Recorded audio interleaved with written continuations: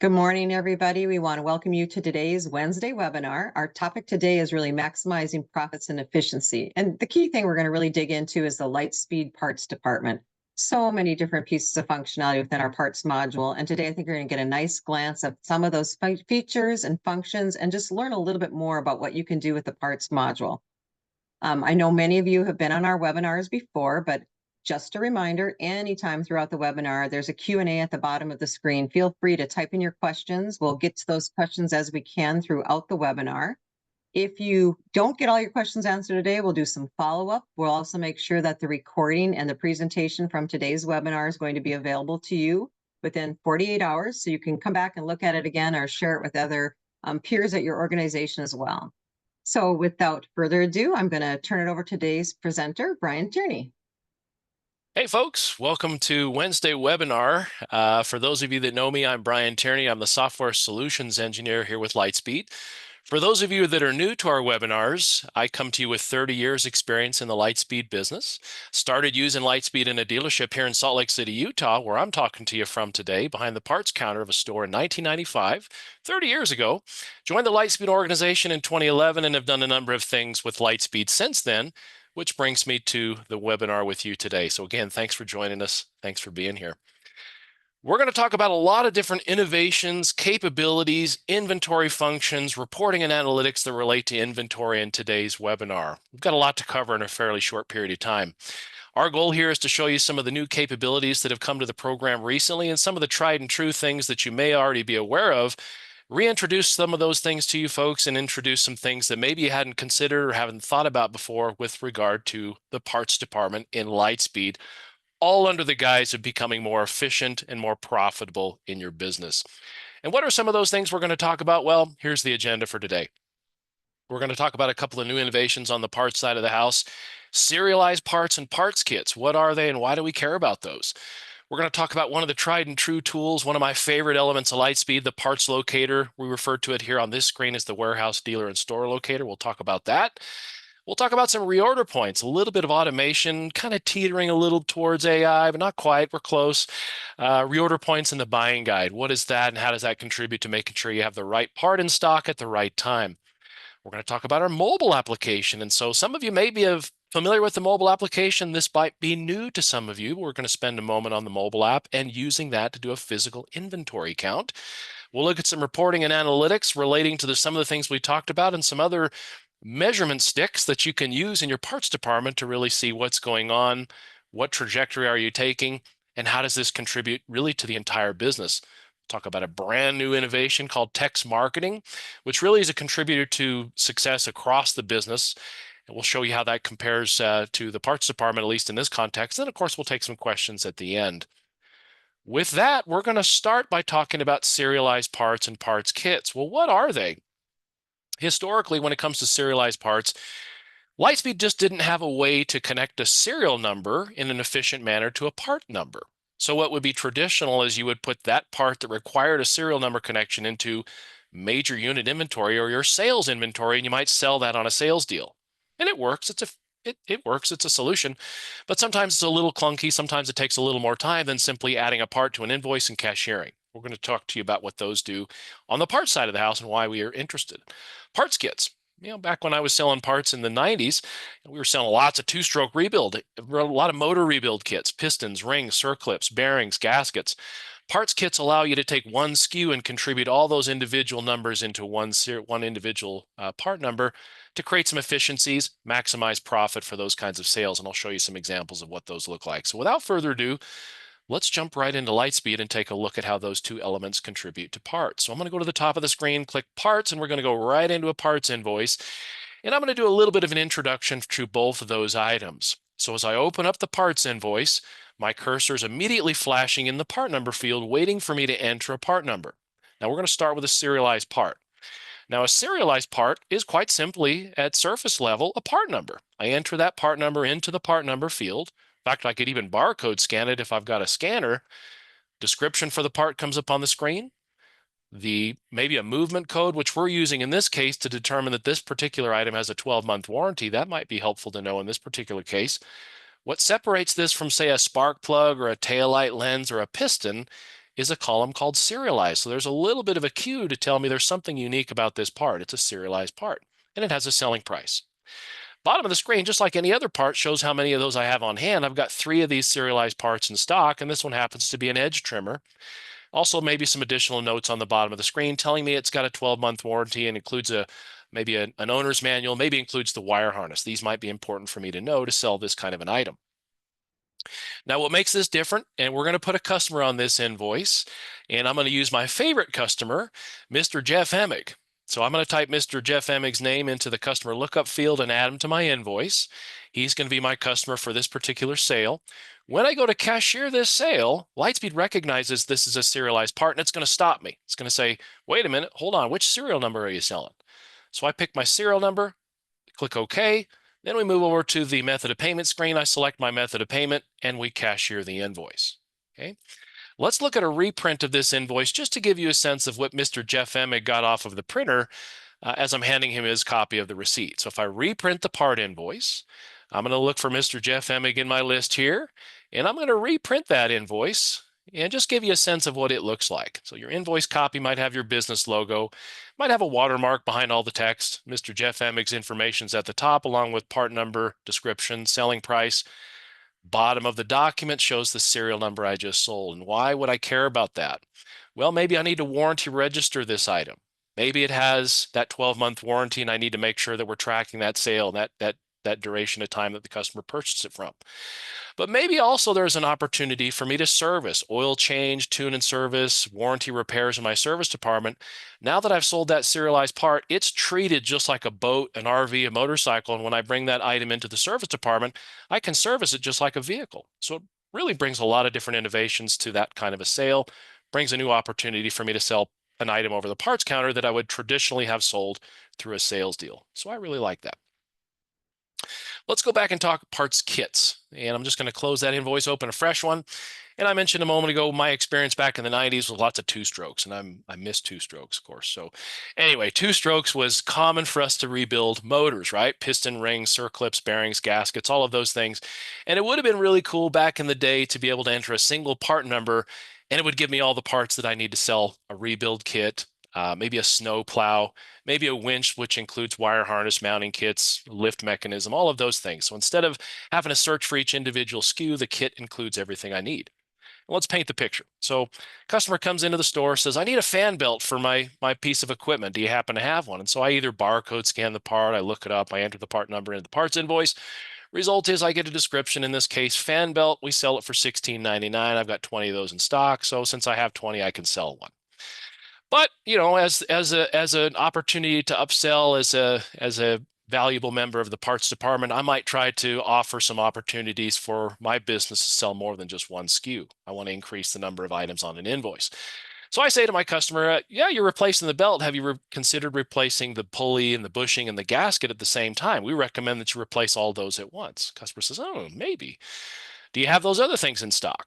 So at the top of the screen, I entered the part number. The bottom of the screen, if it's part of a parts kit, notice there's a little green light at the bottom of my invoice indicating that it is part of a parts kit. If I click that little green dot, it shows me the part kit number, which is 123-K. It has a description, has a selling price, and also has a price override, which I'll speak to in just a moment. The individual SKUs that make up that kit are included, and I can see what those are, and I can see how many are involved in that kit. If the customer says, yeah, I'll go ahead and take it. You're selling it to me for $48.99. Is that a discounted price? Well, Mr. Customer, in fact, it is. So I click OK, and it drops all those individual items from that kit onto my invoice. Now, sometimes folks will say, well, why didn't it drop the kit number? Why did it put all the individual parts on the screen instead of the kit number? The reason is we also want to be able to track the sales history for each of those parts, and we also want to trigger reorder points for those parts. So by selling the kit number, we miss out on that. We still see all the advantages of the kit, but we also get the advantages of reorder points and sales history for each of the individual parts. And back to, do we offer them a discount? Well, we sure did. We're discounting the item by $2.03. We can see that discount value at the bottom of the screen. So for buying the part kit, we save them a couple of bucks. But it also gives us an opportunity to increase the average lines per invoice, bring more revenue into the parts department. So we're going to put Mr. Jeff Emig on this invoice. Jeff's going to buy the kit from me as well today. we cashier the invoice, we collect our method of payment, and we sell the product. Okay? So that's kind of an example of a parts kit.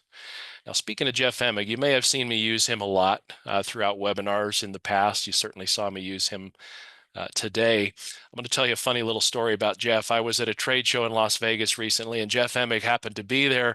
And one of my colleagues brought him over to the Lightspeed booth and introduced me. I hadn't met Jeff before, and I was always wondering, would Jeff ever hear that I use his name in webinars and in product demonstrations? And sure enough, now he has, because I had to show him on Lightspeed how many times I use his name in the program. There's Mr. Jeff Emig, 1997 Supercross champion and one of my heroes in motocross and Supercross. So funny story. Anyway, I'll move on. Let's talk about the next element in our discussion today: warehouse, dealer, and store locator. You may know this as part locator. In my mind, it's one of my favorite elements of the parts department. It's one of my favorite elements of Lightspeed. I think it's a really cool tool. And it's been around for a while, so most folks may have seen this before. So for those of you that haven't, you're in for a treat. For those of you that have, we'll just speak about it and see how it works in Lightspeed. So let's go back to the Lightspeed screen.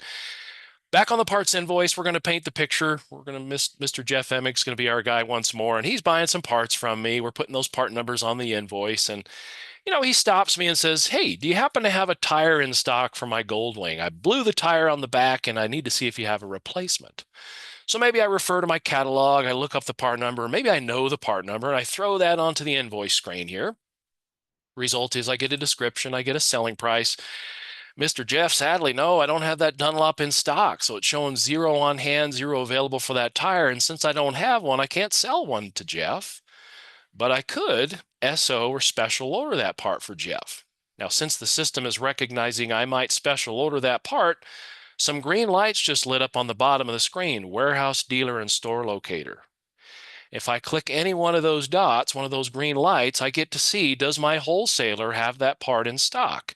And more importantly, where? Now, me here in Salt Lake City, Utah, Nevada with Parts Unlimited is 1 day away from me. So I know if Parts has that in stock in Nevada, I'll have it here tomorrow. And that might be the difference between me selling that tire to Jeff versus him going home and ordering it from Amazon or from Rocky Mountain MC or Partzilla or somebody like that. So that's going to keep him into my store. Time is of the essence, right? Now, sometimes there's a back order, there's a discontinued, and my wholesaler doesn't have it in stock, which gives me the opportunity to find a fellow Lightspeed store somewhere on my network that has that part on their shelf. I can see that 30 miles away from me, a dealership's got that part. I'm going to call them up and see if they'll sell that part to me.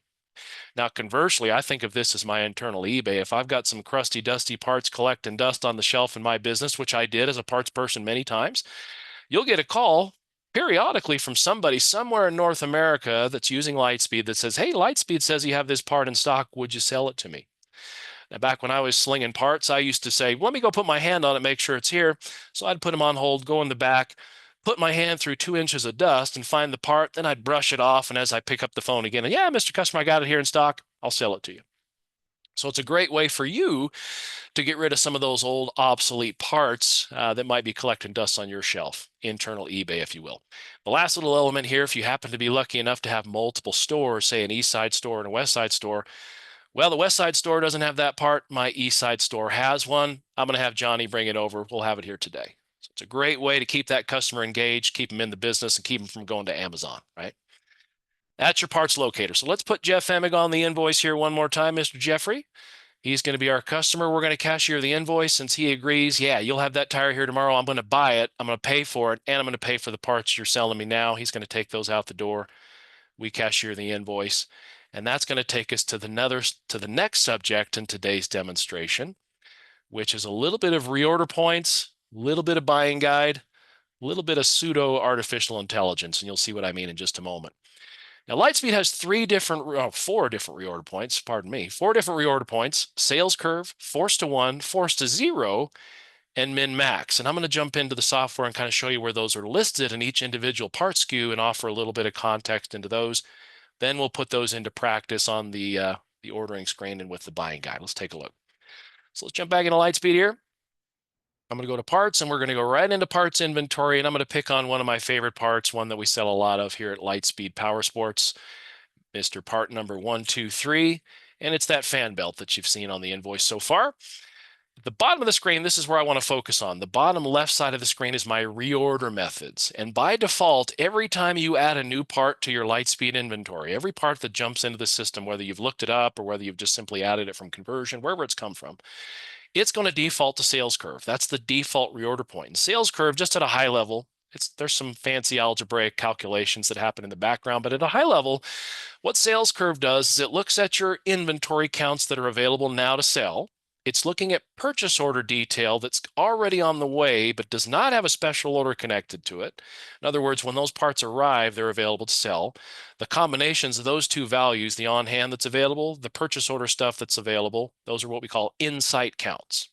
So if it's in sight, it's looking at that. It's also looking at 12 months worth of sales history. How many of this part have we sold over 12 months?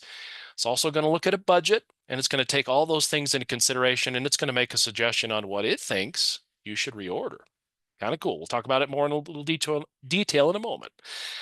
Force desired stock level to 1. I would say this applies to your larger ticket items. If you've got outboard motors in your parts inventory, like expensive electronics, sometimes you might have a short block motor in your inventory. You probably don't want to have more than one of those at a time because maybe they're $3,000 in cost or whatever they are. But when you sell it, you want the system to remind you to reorder one. We might use force to 1 for that. For those things that you never want the system to remind you to order again, we might set that to force to 0. I don't want to order this again. Lightspeed, don't tell me to order it. Or a minimum maximum, which is a lot of our dealerships' favorite reorder point, gives you a little bit more control over those reorder points. You can say, for this part, I never want to have less than 15 of these in my business, but I never need more than 20 of them.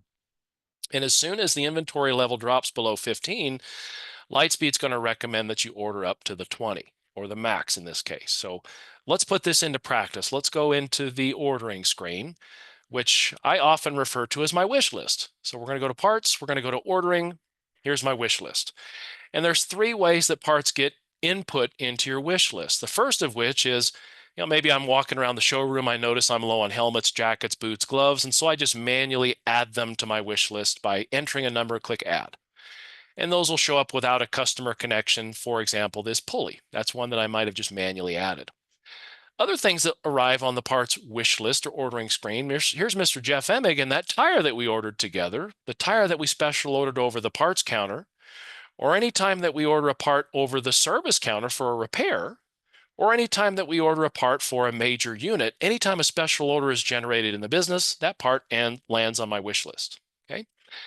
The buying guide is what's going to trigger those reorder points. So at the top of the ordering screen, if I press the guide button, I get this graphic image which represents my annual budget for parts. And most of the recreation space is seasonal. We spend a little more money sometimes in the summertime than we do in the winter, for example, hence the curve on the budget. Each month of the year is presented here, and the dollars we expect to spend each month of the year to reorder or to stock our shelves.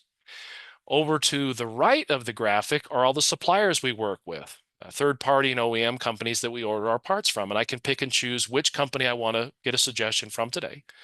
I can also pick categories like chemicals, tires, clothing, hard parts, helmets, and I can pick and choose which category I need a suggestion from today, or I can just let it ride, see what the system wants me to reorder. I run the guide.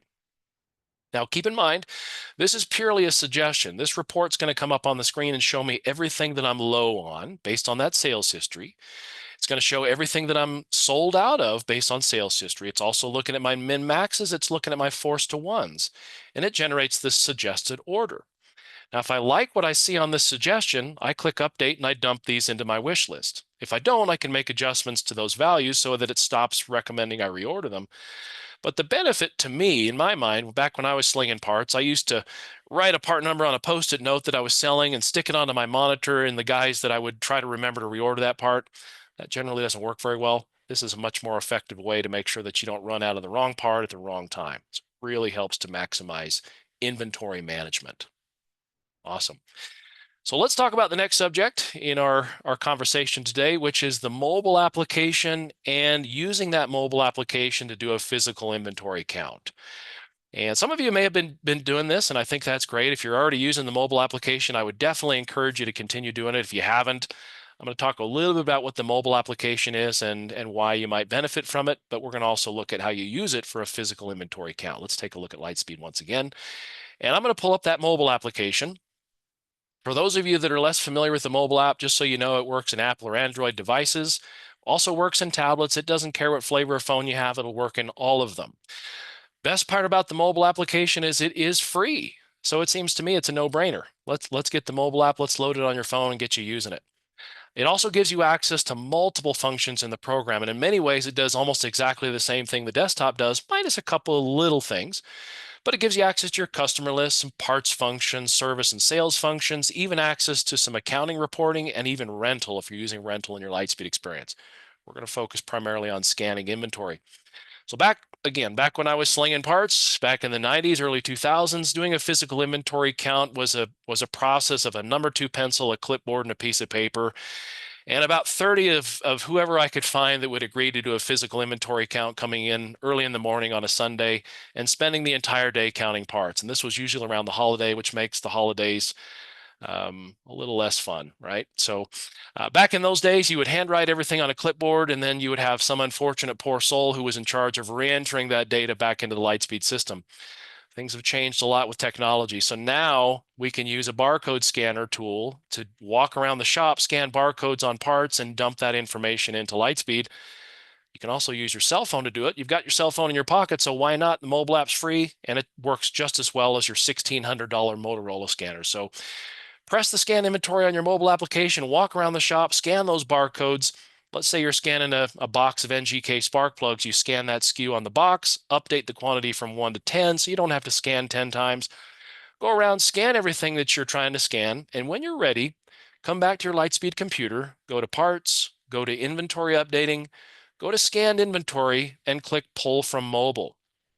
And all the items that you've scanned with your mobile application will dump into the screen that you're looking at now. And let me offer a little bit of context into what we're seeing here. We're seeing a series of columns, and hopefully this is coming across through Zoom. You might see some colors. Now let me explain the colors because this gets a little confusing. First of all, I'm seeing part numbers. I'm seeing quantities that my cell phone or my barcode scanner counted. I'm seeing what the system showed in inventory prior to my count. So I'm showing the old counts here as well. Other details like descriptions, costs, etc. The colors, if the item is lit up in white, that means Lightspeed recognizes it. It's part of my inventory. I know what it is. It might also be part of price books, but if it's in inventory, we're good to go. If it's not in inventory, but it's part of your price book data, and price book data is the information that comes from all your OEMs and third-party companies that's fed into Lightspeed every single night to update you on your values from those providers. If Lightspeed recognizes it's part of your price books, it's going to be lit up in purple. Another thing, it knows what it is, so you're good to go. Your yellows, if you're getting that same part number from 2 or 3 or 4 different suppliers, it's the same part number from, say, Western Power Sports and Parts Unlimited, you want to let Lightspeed know which one do you want me to update, Western or Parts Unlimited. Or if it's pink, or maybe red, the pink tells me, I know you scanned a part, I know what you scanned, but I have no idea what that part is. So that's telling you as a user of Lightspeed that you're going to have to manually enter that part and figure out what the description, what you want to sell it for, because Lightspeed has no idea what that is. Okay, so those are things to consider. Once you've considered all those things, when you press update on the upper right corner of the screen, that's going to update your on-hand counts from the old available quantity to the new available quantity. And then, of course, you're going to want to run an adjustment report to share with your accounting folks. So you'll go to reports, you're going to run your parts adjustment report to show your update counts and share that information with accounting. So that's a little bit of a modern twist on the old number 2 pencil physical inventory count concept. So let's talk about the next element here, which is reporting and analytics. And I'm probably going to go down a rabbit hole with reporting and analytics. So forgive me if I keep you a little long today. I'm looking at the clock and I see we're probably going to go a little over our time. But I think some of these things you'll find valuable. So let's talk about what some of those are. We're going to talk about some inventory control reports. We're going to talk about some analytics that contribute not only to your parts department, but also contribute to other elements of your business. We'll show you what those are. And then I'm going to dovetail a little bit of this reporting detail into the last segment of our discussion today, which is text marketing. So we'll kind of have a method to the madness as we move through reporting. So let's take a look. So I'm going to jump into Lightspeed here, and we're going to click on my favorite element in parts reporting. And hopefully some of you have seen this before. Some of you may not have, and this is called the part invoice analysis. And I also like to point out a couple things I selected. One is it's kind of in its own little space in the navigation. And when I select it, It also has kind of a unique appearance to it. There's a history and a reason as to why it looks a little different than most of the reporting tools in the software. The history would suggest that this was a project from our development team, and every year they kind of get together and they do a little competition to see who can come up with the coolest and newest innovation. This was one of those, and it won whatever year that was. I think it was 5 or 6 years ago. It won the award for cool new innovation, and everybody liked it so much they just dumped it right into Lightspeed just the way it was designed, which is why sometimes you look at this and you can see the text fonts are a little different than everything else in the program. Its layout's completely different than everything else because it was just dropped right in as the designer built it. And it's really, really cool, and you're about to see why. So as I go up to the top of the screen, I'm going to make a selection. I'm going to say, show me the last 12 months worth of data. And over to the right of that, I can say, just show me customer invoices, show me items related to service, show me items related to sales, and maybe exclude returns. I'm going to just leave the default checks checked and click Gather Data over the last 12 months. Now, initially, when I hit that button, it doesn't look like much has happened, but if you'll notice at the bottom of the screen, some numbers just popped up, like number of invoices, dollars invoiced, average invoice values, average lines, going back to maybe increasing average lines. Those parts kits let you sell more than one line at a time. Key idea there. But let's see where some of the actual detail is coming in. So at the top of the screen, I'm going to select the cashier report. Who's my top cashier? Well, it looks like Brian does a pretty good job cashiering stuff. Austin's pretty good. Oscar. And we can see dollars cashiered, number of invoices. Does Tierney give a discount, and does he do it too often? Maybe he needs his hand slapped. We might want to know about those kinds of things. Salesperson, in many businesses, cashier and salesperson is one and the same, but in some it's not. You may have the salesperson that works the Chrome counter or the parts counter. They send the ticket over to a cashier who's responsible for collecting money, hence why there's a delineation between them. But you can see who our top sellers are, average invoice, discounts, etc. Customer, who's my top customer? Well, Mr. Jeff Emmig's my top customer in this case. He spends a lot of money with us, and we can see how many times he comes to do business with us in the last 12 months. Does he get a discount? How much money have we made? What's his average lines per invoice?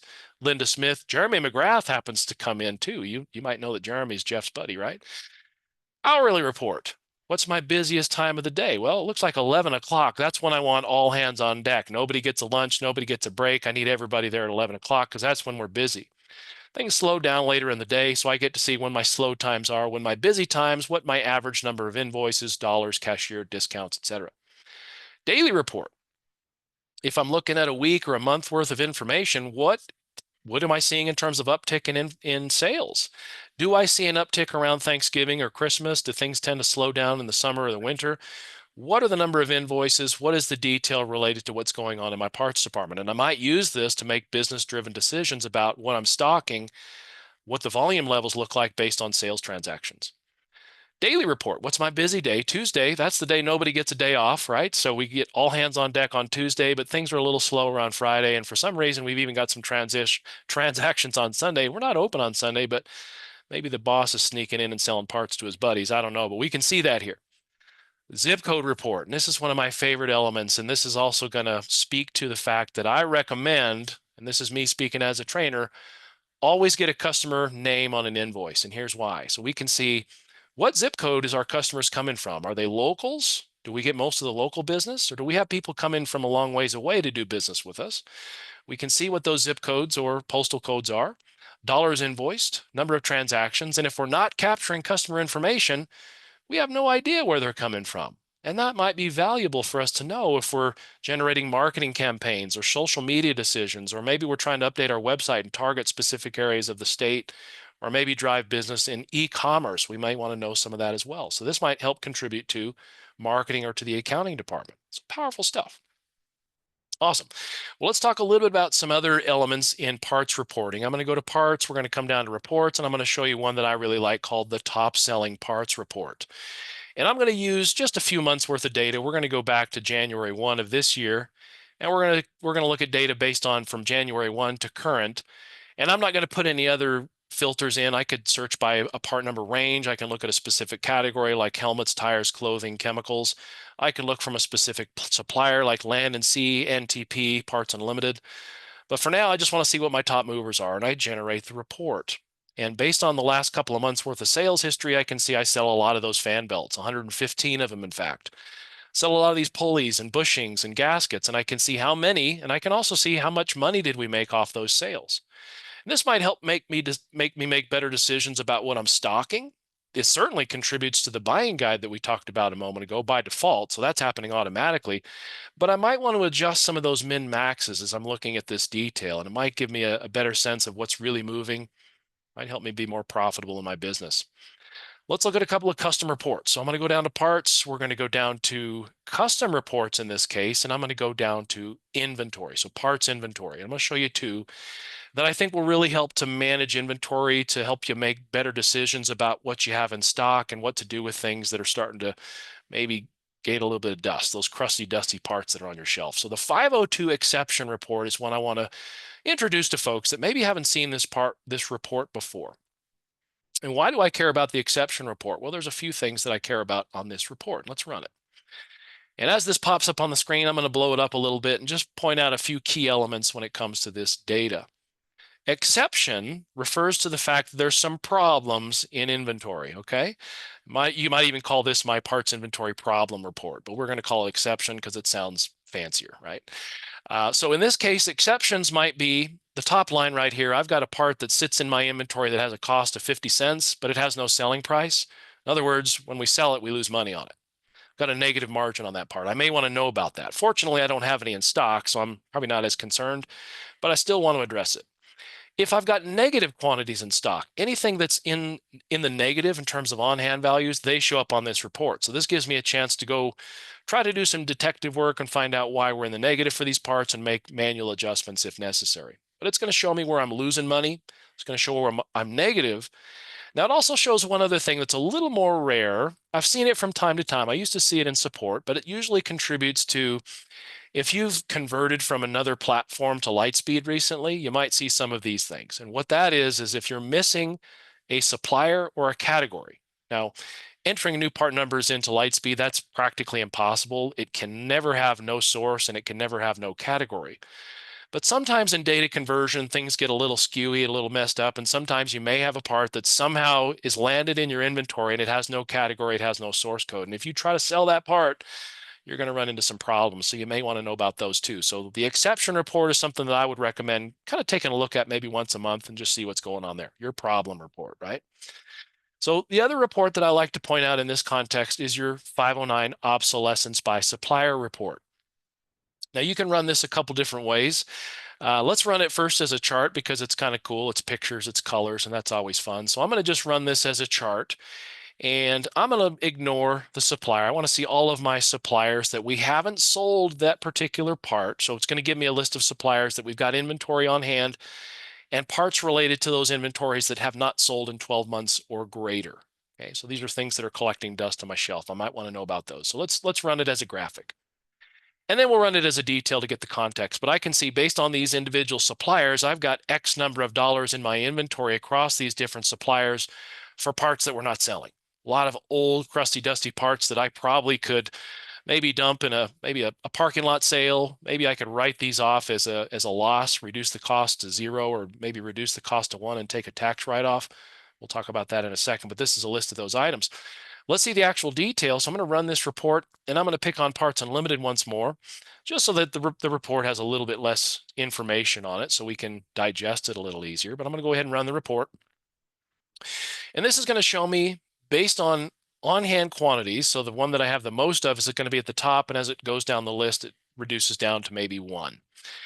But I see the part number, the description, the quantity on hand, what I'm selling it for, what it costs me, and I see how many months it's been since we've sold those parts. So these are those obsolescence parts that I might want to consider doing a write down and reducing cost on those things down to maybe 0 or to a penny, and then taking a tax write-off and dumping them somewhere.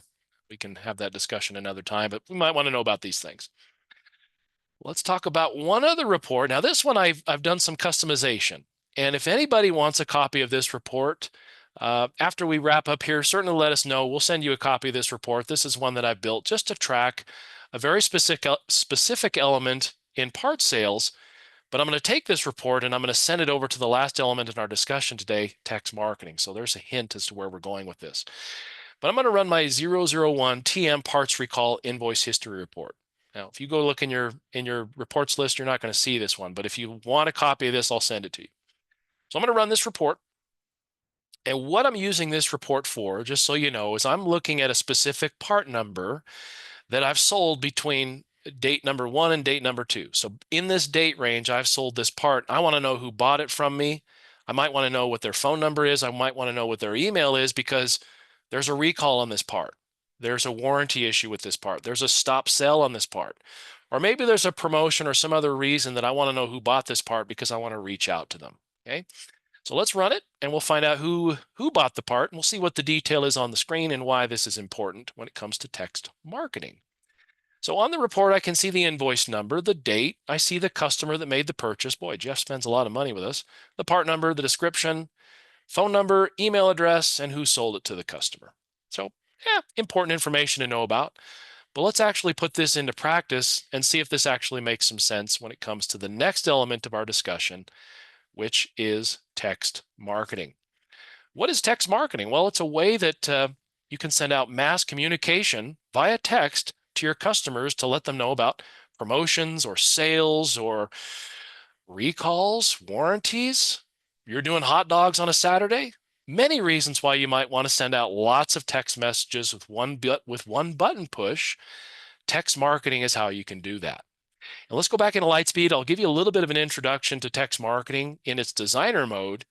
Then we're going to take a couple of these reports and contribute reports to text marketing and see how valuable that is. Let's jump back to Lightspeed here. I'm going to go to the top of the screen and we're going to select System. In fact, before I do that, let's close this screen and we're going to go to System. I'm going to go to, text marketing, or marketing at least, in my system menu. So note that marketing lives kind of in its own environment. It's not in the parts module, so we're stepping outside parts a little bit. So forgive me for doing that. I know parts is our subject for today, but I'll take us full circle on the method to the madness. So when I open up marketing, I've got a series of selections I can apply to my marketing. We're going to call it a campaign for now. I can say I'm looking for specific customers: agricultural, government, VIPs, employees. I can pick specific customers from my list, grab those customers and add them to my marketing campaign. Or since we're talking parts today, I want to look at people that have spent as much as $100 on the low side in my parts department, and folks that have spent probably as much as you'd ever spend on the parts counter for parts. We put a big number in there. And maybe I also want to target folks that have a specific vehicle make. We'll just kind of reduce the list a little bit. And I want to say, show me customers that have a Polaris model. Show me customers that have spent anywhere from $100 to millions of dollars in my parts department. Show those guys to me, or gals. So I click View Customers and it gives me a list of who those people are. Now this is great. It's powerful information, but now I want to send them a text message to let them know that we appreciate their business and we want to offer them a 10% off on Saturday. So I can save this list as a marketing group, which then shows up in my Marketing Groups tab, where I might have a series of different pre-built campaigns where I'm over and over again, maybe weekly, maybe monthly, maybe annually, I send out a group of text messages to these people that own a particular make of vehicle, maybe folks that bought particular parts from me. I want to remind them about additional sales coming up. Customer retention. We'll see where this is going in just a moment. So I build these campaigns and I can send out text messages en masse over and over and over again. Powerful stuff. But let's show you another way to approach this. Let's go back to that report that we were speaking about a moment ago. This is in parts and customer reports and invoices. And as I go into invoices, we're going to pick on my 001 TM parts recall report. Okay. So I select it. I'm going to go ahead and run it. I click Next. I input my part number. What is the part that I want to filter on? What is the part that I'm focused on that has a warranty, that has a recall, that has a problem? And I want to notify anybody that bought this item about that problem. And they may have purchased that item between this day and this day. Click Next. Here's a little button that says Save Send to Marketing. So all the people on this report, when I run it, I can send them over to the marketing campaign, where now I can send all those 20, 30, 1,000, 2,000 people a text message to say, Mr. and Mrs. Customer, we know you bought this part from us. There's a recall, there's a problem. We'd like to invite you back in for repair or replacement. Come in and see us. Powerful stuff. Pretty awesome. That's what I like most about text marketing, is the ability to grab this reporting data and contribute it to that campaign. Let me show you one last element that'll take us full circle on our discussion today. You may have heard me talk about this report before. This is one of my favorites, one that we celebrate a lot here in Wednesday webinars and across different campaigns with Lightspeed. This is our customer retention report. And I've always thought it was really cool. And for those of you that have seen me talk about this before, bear with me. I'm going to take us to a little bit of a different direction than I've taken us before. For those of you that haven't seen it before, what I'm doing now is I'm developing a couple of dates. And just for context, what we're saying is I want to see customers that made purchases between 2017 and 2021. And of those customers that made purchases with me, how many of those came back and purchased from me a second time? So I'm going to input a second date range, 3/2 of 2021 through current. So the red phase is the section where those were my initial purchase dates, my initial purchase customers. The blue section is how many of those red section customers came back a second, a third, or a fourth time and did business with me. Okay. I can also decide which department did they do business. Was this just a parts customer? Is it a service? Is it a sales? Is it a rental? Or do I want to see everybody? In this case, I want to see everybody. Do I want to see just my VIPs, my governments, my agricultural? Do I want to see employees, or do I want to see all customers? Say all this time. I'm going to run the detail versus summary, and I'm going to sort by customer name. So it's alphabetized by customer name, and I'm going to generate the report. So I hit the button at the top right corner of the screen, and at the top I can see in that red phase, now we're a test environment, so we're not as busy as some of you guys and gals. So 273 customers made purchases in that red section. So between 2017 and 2021. Of that red section, in the blue section, 2021 through 25, 49 of those people came back to me. It gives me just a little under 18% retention ratio. For context, on the low end, a good retention ratio is about 40%. We like to see about a 60 or an 80%. If you get 100%, that's pretty amazing. That would be awesome. But if you're anywhere from between 40 and 80%, you're doing pretty good. Closer to 80, the better, right? So we're not doing so hot. Retention summary. Where do those customers that came back the second time, where do they do their business? So those returning customers actually spend a lot of money. I'll bet a lot of that's Jeff Emig, but he spent a lot of money in parts. We can see how many times he spent money, what the average transaction is. And as I go down the list, I can see who those returning customers are and where they spent their money and how often. But as I go down a little further, we can also see who the customers that did not come back to us are. And those might be folks that I want to target in a marketing campaign. I want to maybe find out why they didn't come back a second time. Maybe I'll send them a survey and ask them questions. That might be a little invasive, but maybe I'll also send out a campaign that says, hey, folks, we know that you did business with us between this time frame. We'd love to invite you back for a second visit. In fact, if you come back with this code, we'll give you a 10% off on X, Y, and Z.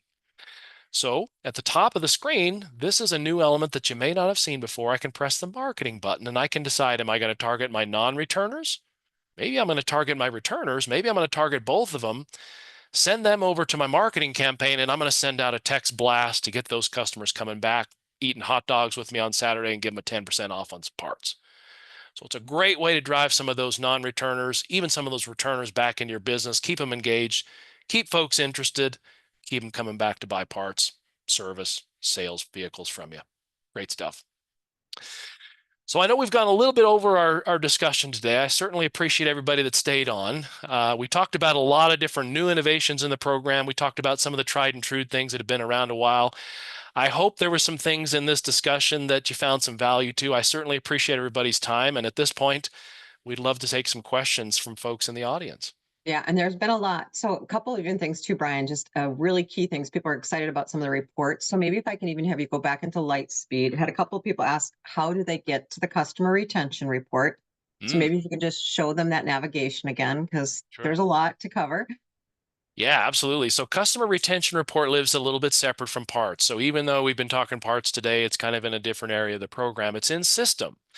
Now, one thing to consider, any of the things I've made selections to today, there are permissions attached to all of them. So if you're going into your navigation and you're trying to find it, Tierney says it's going to be here, but it's just not there, chances are your permissions don't allow you to see it. So maybe speak to your store admin to open up those permissions. But we're going to go to system. I'm going to come down to reports, and this is where customer retention report lives. Okay. Perfect. Perfect. And you kind of hit on one of the other questions too. People are asking, like, everybody was so excited to see the parts invoicing analysis report, but most people can't find it. So I'm assuming it's permissions. So Permissions. maybe even just Yeah. touch on where permissions are. I mean, they've got to go back to their system admin to get it, but make sure it's set up Yeah. that way. Absolutely. So just to show you again where it's located, in case you're searching, go to parts. It is in its own space. It's not under reports or custom reports. And I like to point that out because it's really unique, as we talked about earlier. Part invoice analysis is listed in the navigation. Okay. If you're not seeing that, chances are your permissions don't allow you to see it. So you'll want to talk to your store admin. Your store admin's going to go to system. They're going to go to security. And I'm going to pick on my own security profile and show you where it's located, just in case you want a little help finding it. So we're going to find Mr. Tierney here. And this particular report, of course, is located in parts. This is under lists. This is under part invoice analysis. So right there. Actually, I guess it's under reports. So you'll want to make sure that that box is checked. Save that. Now, before you're going to be able to see it, you're going to need to log out of Lightspeed and back in. And once you've logged back in, there it'll be. Yep, that's awesome. I said there's a lot of questions tied to that. I know we have gone over today too, and there's a lot of questions still to answer and so much good information. As you can see how powerful the parts module is. And I know Brian and I talked before too, just to kind of preview. This is part one of almost part two, because even next month, Brian's doing another webinar that's really focused even more on inventory. And absolutely. Yeah. Appreciate that reminder. So folks, come back and see us in a month. We're going to do a little bit more of a deeper dive into inventory, and we're going to talk about some ways that you can maximize the value of your inventory and make sure that you're making the most profit that you possibly can on what you have in stock. Take an opportunity to use some of the tools that you already have in your Lightspeed system, and some of these things you may not have seen before. Maybe there's going to be some things we will show you that you hadn't considered. We're going to spend some time on our next go round back in April talking about those things. So we'd love to have you come back. Excellent. And just to make sure everybody knows, today's webinar is recorded. It's available really in our on-demand webinars within 24 hours out on our public website. And then a lot of the questions that get asked today, we're going to send back to you in a kind of Q&A format. I know there's a lot of people who want the report that Brian shared, so we'll find those in our chats and make sure that we can make that report available to everybody as well. So appreciate everybody taking time today to learn more about Lightspeed Parts, and we hope to see you on one of our future webinars. Thanks, everybody. Thank you, Diana. Thank you, everybody. Bye.